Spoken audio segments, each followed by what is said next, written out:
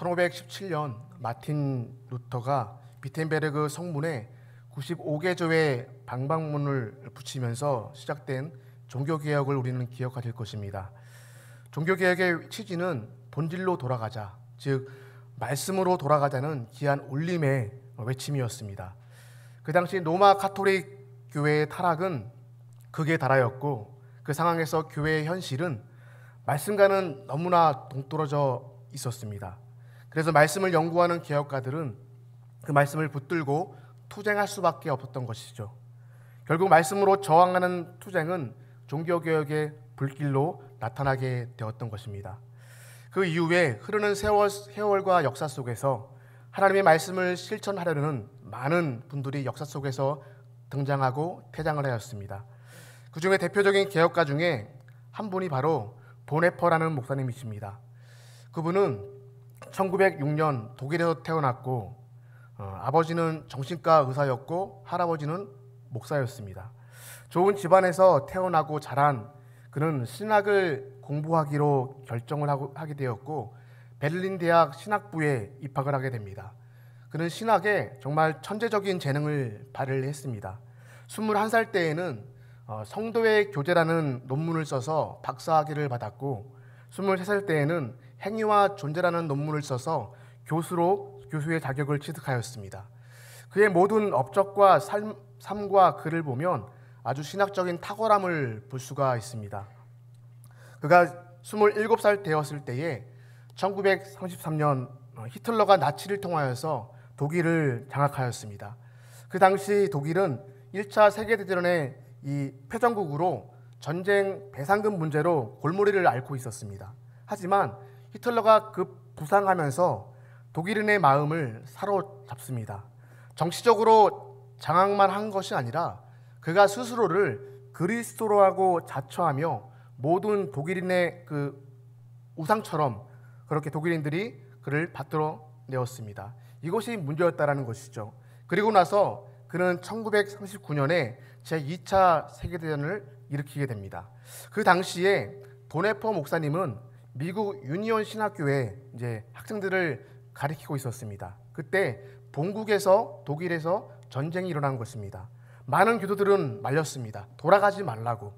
아마 대다수의 사람들은 외국에 있을 때 전쟁이 나면 돌아가는 것을 꺼려 하는 것입니다.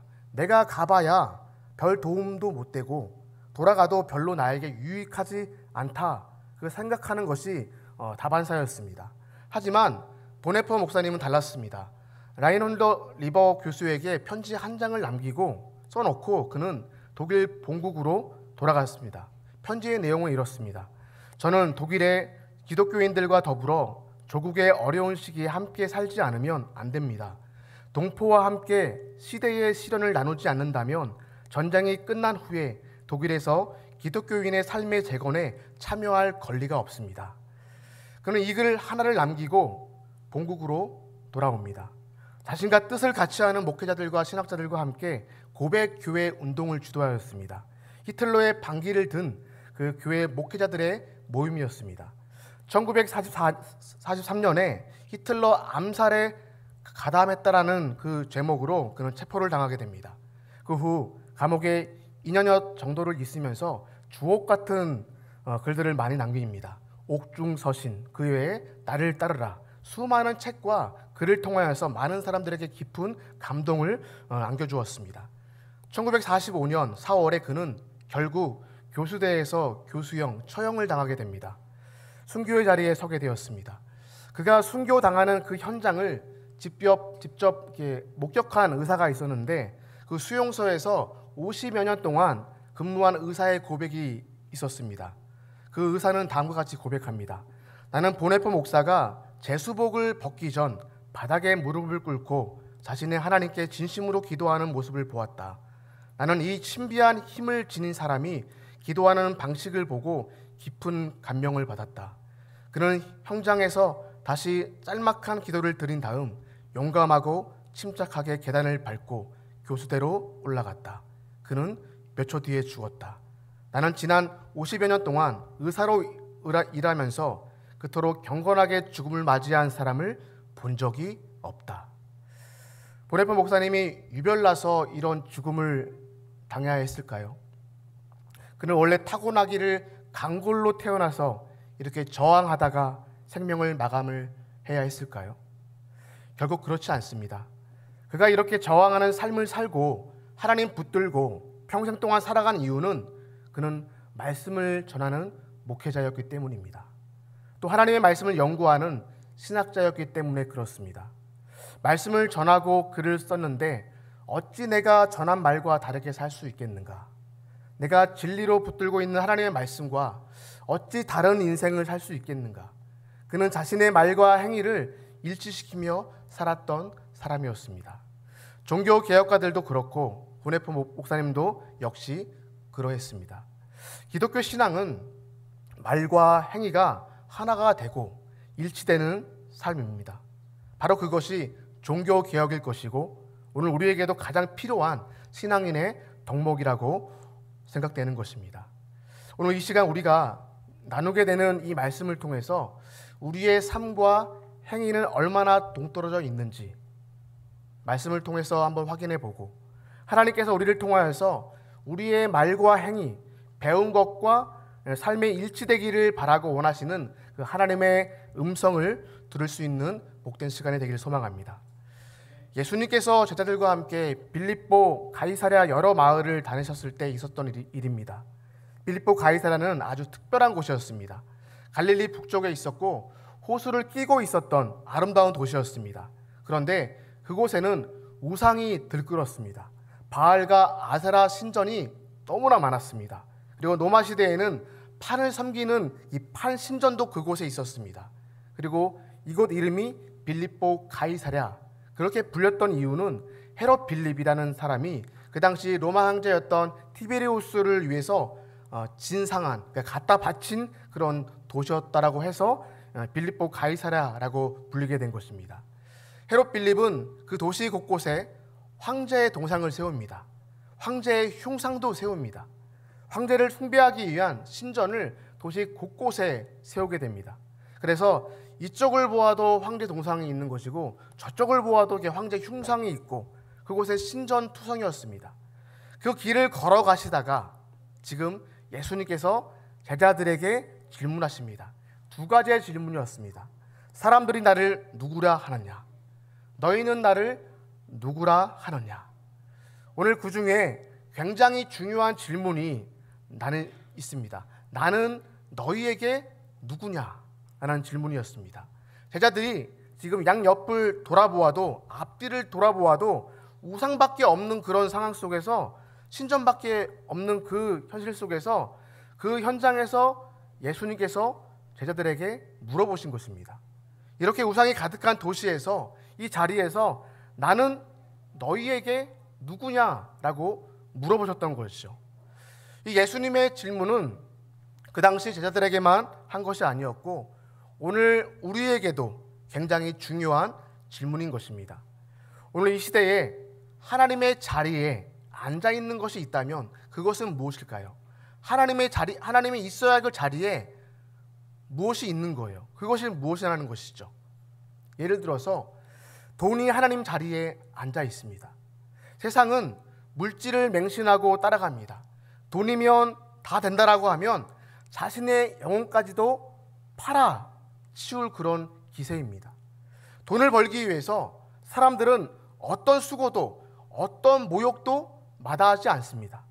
자신의 가족도 자신의 그 지난날 살아왔던 모든 아름다운 그 모습들도 물질 앞에선 다 무용지물입니다. 물질이 우상의 자리에 하나님의 그 자리에 앉아있는 이 시대에 우리 예수님께서 우리에게 지금 질문하고 계시는 것입니다. 물질이 우상이 되어 있는 이 시대에 나는 너희에게 누구냐라고 묻고 있는 것입니다. 우리는 어떻게 대답을 하시겠습니까? 우리들의 생각과 마음을 꿰뚫어 보시기 때문에 사람들은 속마음을 느낄 수도 있습니다. 아, 주님, 사실 저는 예수님을 디딤돌 삼아서 돈 벌기를 원했습니다. 주님을 밟고 올라서서 출세하기를 원했습니다. 만약 그렇다면 우리는 물질을 우상으로 섬기고 살아가는 사람이었던 것입니다. 그런데 모든 사람들이 다 입을 닫고 있는 그때에 베드로가 대답을 합니다. 29절 말씀, 오늘 말씀 가운데 29절입니다. 우리 함께 말씀 읽겠습니다. 시작. 또 물으시되 너희는 나를 누구라 하느냐? 베드로가 대답하여 이르되 주는 그리스도이다 하매. 베드로가 주는 그리스도이십니다 라고 지금 대답했습니다. 이 말은 우리가 잘 알고 있는 것처럼 주님 당신은 메시아, 기름 부음을 받은 그런 분이십니다 라고 고백한 것이죠. 구약에 기름 부음을 받았던 직책이 세 가지가 있습니다. 제사장과 왕과 선지자입니다. 그 중에 가장 강력한 고백은 예수님 당신은 나의 왕이십니다 라는 그러한 고백입니다. 우리가 주변을 둘러보아도 티베리우스 황제의 우상이 곳곳에 산재해 있지만, 그러나 나에게, 베드로 자신에게 나에게 왕이신 분은 예수님 당신밖에 없습니다. 이 고백을 지금 베드로가 드리고 있는 거예요. 대단히 아름답고 굉장히 대단한 어떤 위대한 고백이었던 것입니다. 이렇게 고백으로만 그치지 않도록 하기 위해서 여러분, 우리 예수님께서 이 고백의 진심을 또 한번 물어보십니다. 정말 베드로가 주는 그리스도이시라고 진짜 믿고 있는 믿고 고백하는 것인지 그 본심을 확인하시기 위해서 또 다시 묻습니다. 31절 말씀 함께 읽겠습니다. 시작. 인자가 많은 고난을 받고 장로들과 대제사장들과 서기관들에게 버림받아 죽임을 당하고 사흘 만에 살아나야 할 것을 비로소 그들에게 가르치시되 고난받고 버림받고 죽고 부활하실 것을 지금 말씀하셨습니다. 예수님께서 제자들에게 처음으로 하신 고난 예고입니다. 지금 예수님께서 이렇게 말씀하신 이유가 있었습니다. 그 이유는 진짜 왕은, 참된 왕은 백성들을 위해서 죽는 왕이다, 이 말씀을 하시기 위해서였습니다. 그런데 여기서 베드로의 반응을 한번 보십시오. 참된 왕은 죽으면 안 됩니다. 그렇게 지금 나오고 있는 거예요, 베드로가. 32절, 그러면서 이제 주님께 항변하고 있습니다. 32절 말씀 함께 읽겠습니다. 시작. 드러내놓고 이 말씀을 하시니 베드로가 예수를 붙들고 항변하매. 여기서 이제 항변하다라고 했을 때, 항변했다라고, 이 말은 강하게 책망했다라는 의미가 담겨져 있습니다. 가로막았다라는 뜻입니다. 안 됩니다, 주님. 이렇게 목소리를 높여서 강하게 지금 얘기하고 있는 거죠. 이때 베드로가 오해하고 있었던 예수님은 어떤 분이셨습니까? 베드로는 정치적 메시아까지만 이해했습니다. 예수님을 로마의 압제에서 해방시켜 주실 정치적인 메시아, 그런 주님께서 죽어서 돌아가시면 어떻게 된다는 말입니까? 예수님께서 돌아가시면 우리를 로마의 압제에서 해방시켜 주실 분은 한 분도 없습니다. 예수님 당신은 죽은 자를 살리시고 오병이어와 어떤 칠병이어의 그 사건을 행하신 주님이십니다. 우리를 이 로마의 상황에서, 이 현실에서 우리를 구원해 달라고, 그렇게 지금 베드로는 나오고 있는 것이죠. 그런데 예수님께서는 정치적 메시아에서 한 걸음 더 나아가신 분이십니다. 여러분 생각해 보십시오. 만약 예수님께서 이스라엘 백성들을 정치적 해방을 시켜주셨다, 그 다음은요? 그 다음은 여러분 어떻게 됩니까? 그들이 정치적 자유를 누리며 행복하게 삽니다. 그렇다면 만약에 이제 그들의 생명이 다하고 끝나고 죽어버리면 그 영혼은 이제 누가 책임져 주는 것입니까? 그들이 죄 가운데 있다가 죽어버리면, 그들이 죽고 나서 그 영혼이 하나님의 심판대 앞에서 심판받아야 될 것인데, 그때 그 영혼은 어떻게 된다는 말입니까? 영원한 형벌을 받을 수밖에 없지 않겠습니까? 그래서 예수님께서 말씀하십니다. 내가 너희를 위하여 고난받고 죽어야, 그런 나를 믿어야 너희들의 영혼이 구원받을 수 있다, 그렇게 말씀하시는 것입니다. 그렇다면 여러분, 여기서 우리 한 가지 더 질문을 할 수가 있어요. 왜 예수님께서 우리를 위해서 죽어 주셔야만 했는가? 왜? 이 질문에 대답하기 위해서 우리는 성경 전체를 이해하실 필요가 있습니다. 성경 전체, 창세기부터 요한계시록까지 한 단어로 이것을 요약한다면 여러분 무엇이겠습니까? 그것은 바로 사랑입니다. 사랑. 창세기에서부터 하나님의 인간을 향한 그 사랑이 드러나고 있죠. 사람을 지으시고 보시기에 심히 좋았다라고 말씀하시고 하나님께서 하셨던 그 모든 행위와 말씀, 예수님의 그 모든 행위와 말씀은 다 사랑으로 수렴이 됩니다. 사랑하셨기 때문에 책임지시는 것이죠. 사랑은 책임과 행위를 전제로 하고 있다는 것입니다. 사랑했다, 사랑한다 해놓고 여러분 책임지지 않으면 그 사랑은 공중에 흩어지고 있는 공허한 울림밖에는 되지 않습니다. 우리가 잘 알지 않습니까? 고린도전서 13장에서 내가 사랑의 방언과 천사의 말을 할지라도 사랑이 없으면 뭐라고 했습니까?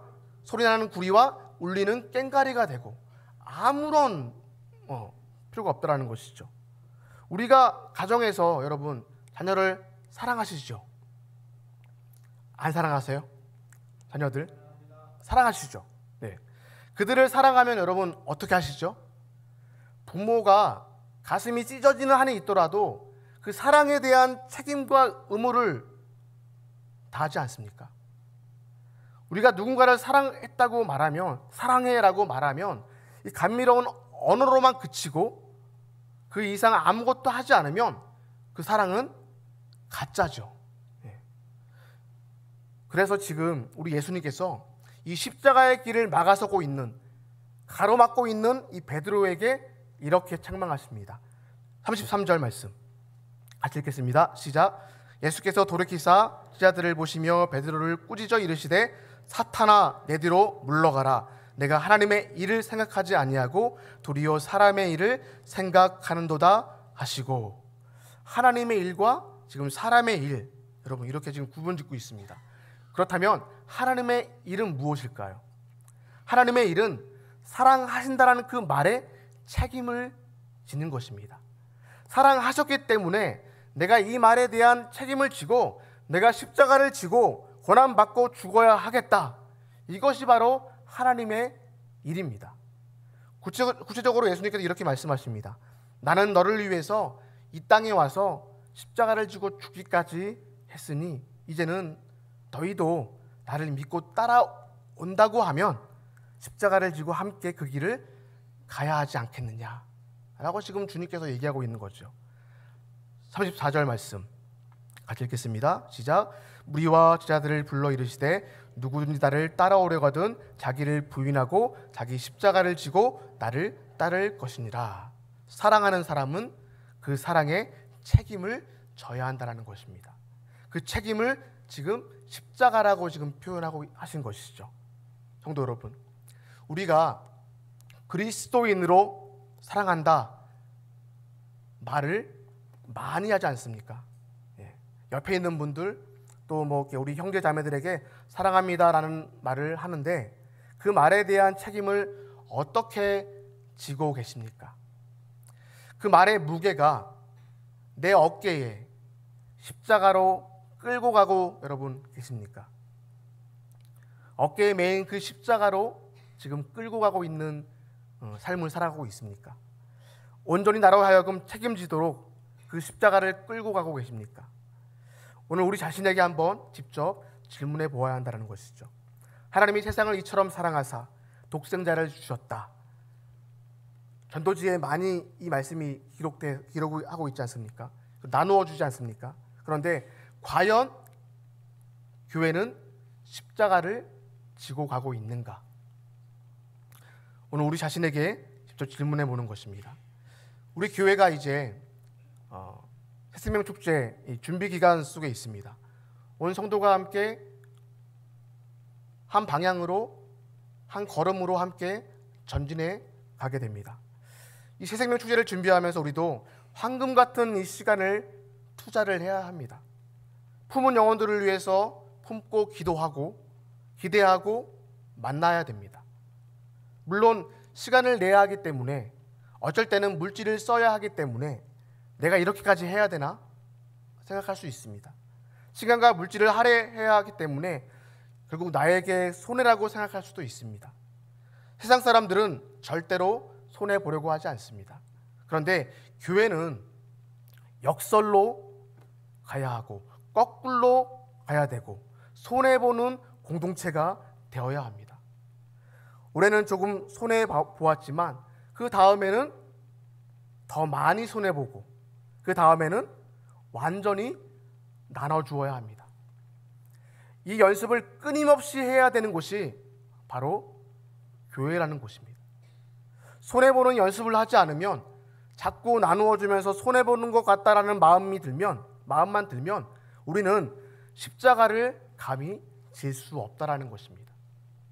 연습하고 또 연습하고 그러면서 작은 기쁨이 큰 기쁨이 되어가는 이 신앙 훈련을 통해서 우리는 참된 그리스도인으로 하나님께서 우리를 빚어가시는 것입니다. 그런데 사탄은요, 끊임없이 십자가를 지지 못하게끔 우리를 말리고 있습니다. 이렇게 말합니다. 너 바보냐? 그렇게까지 해야 하니? 왜 십자가를 지려고 하냐? 아무도 십자가를 지고 있지 않은데, 지지 않으려고 하는데, 아무도 손해보려고 하지 않는데, 조금이라도 손해보려고 하지 않는데 왜 너만 십자가를 지고 손해보려고 하냐? 너 그러다가 바보 된다. 사탄은요, 끊임없이 말만 아름답게 하고 그리고 행동은 하지 않게끔 우리의 삶을 십자가와 분리시키려고 작정하고 있다라는 것입니다. 바로 그것이 사람의 일입니다. 이게 모든 사람들이 그 길을 따라갑니다. 그래서 수많은 성도들이 교회에 와서 예배를 드려도 세상이 바뀌지 않은 이유가 바로 십자가를 지고 손해보는 사람들이 극히 드물기 때문이라는 거예요. 말하고 행동하고 말과 십자가가 함께 간다면 세상은 이렇지 않을 것입니다. 사탄은 끊임없이 십자가를 방해합니다. 예수님의 앞길을 가로막았던 베드로, 여러분 한번 생각해 보십시오. 예수님께서 가고자 하는 그 길을 자꾸 가로막고 있는 거예요.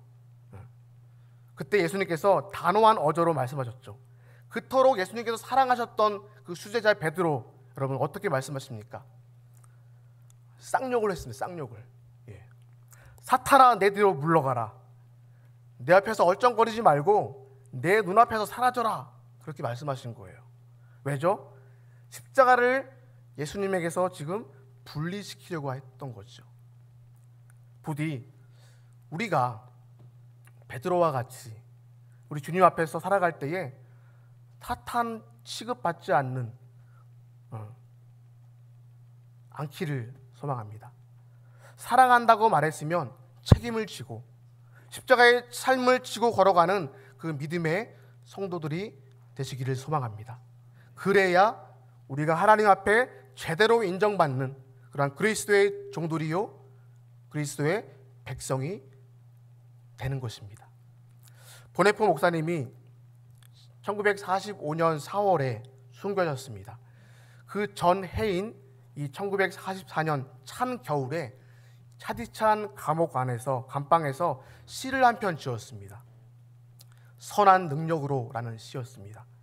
그 시의 가사가 참으로 눈물겹습니다. 그 시에 곡을 붙였습니다. 한 독일인이 그 시에 곡을 붙이고 찬양을 합니다. 이 아름다운 찬양을 잠시 함께 감상하겠습니다. 가사를 깊이 한번 음미해 보시기 바랍니다.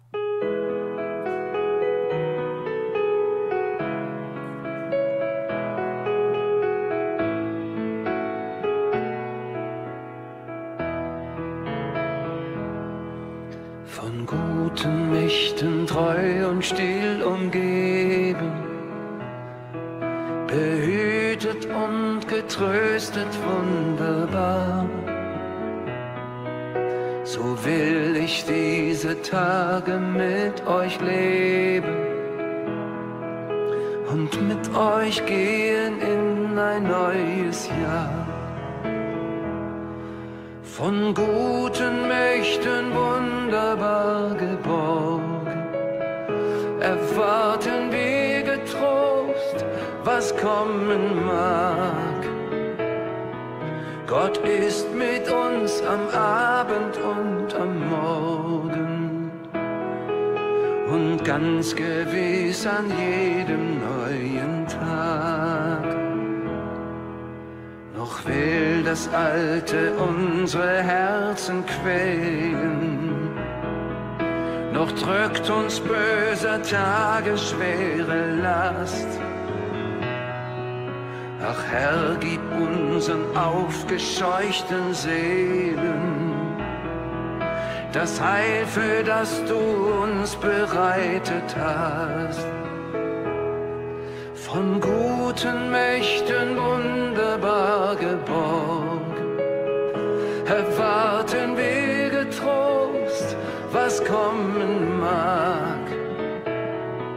Gott ist mit uns am Abend und am Morgen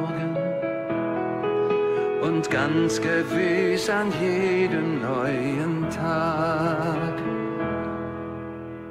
Lass warm und still die Kerzen heute flammen, die du in unsere Dunkelheit gebracht. Für wenn es sein kann, wieder uns zusammen. Wir wissen es, dein Licht scheint in der Nacht. Von guten Mächten wunderbar geborgen, erwarten wir getrost, was kommen mag. Gott ist mit uns am Abend und am Morgen und ganz gewiss an jedem neuen Tag.